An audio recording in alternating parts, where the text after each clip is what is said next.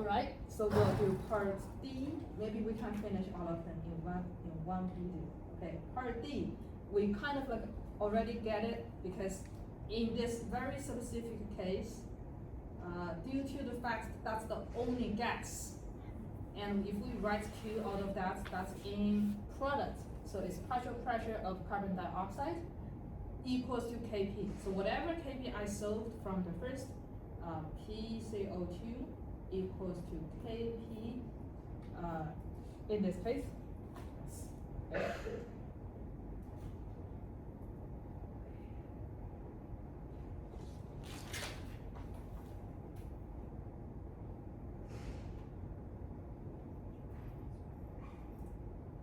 Okay, part E.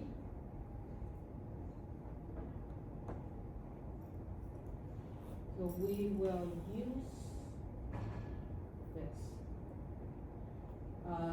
Delta G, as long as it's the same for the same reaction. As long as your reaction is the same, your delta G standard will be the same. Standard means it goes with this reaction, right? Okay, so if you change Q, pretty much change pressure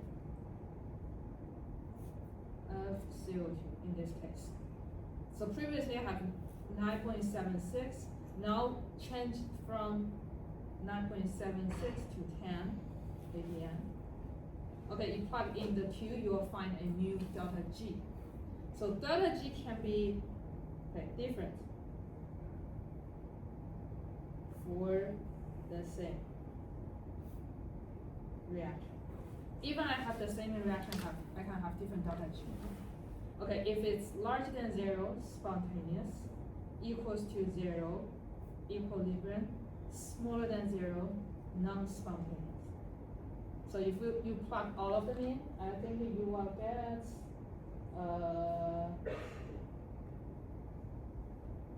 0.270.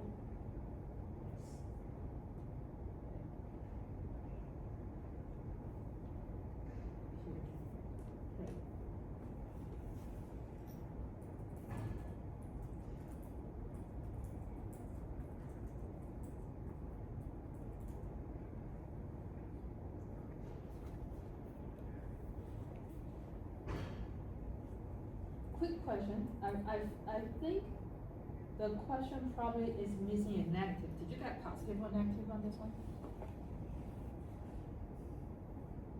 Well, I just did it in You didn't. Okay, that's fine. Okay, it's just I think. It's going to be negative. Oh, it's going to be negative. Okay, that's what I saw. Okay, the answer he made a typo again. It's going to be negative. Okay. Okay, F. If it's negative, means it's non-spontaneous. Okay, what does part G doing? Part G says, since you can have a negative delta G or a positive delta G before, did I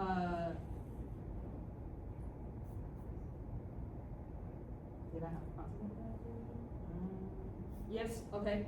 So we want to know,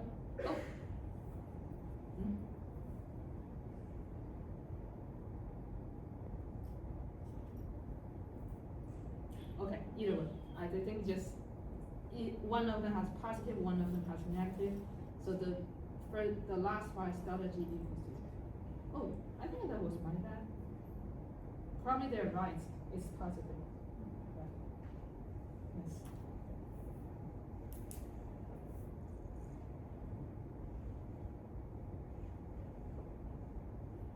You're probably right. Should be positive. Yes. Okay, so the part G is sets delta G to 0.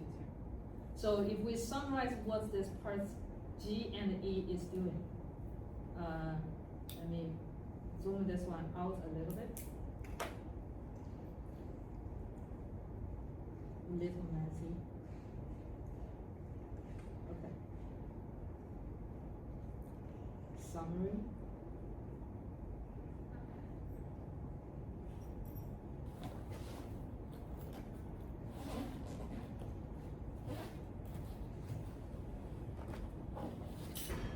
This one one is fixed.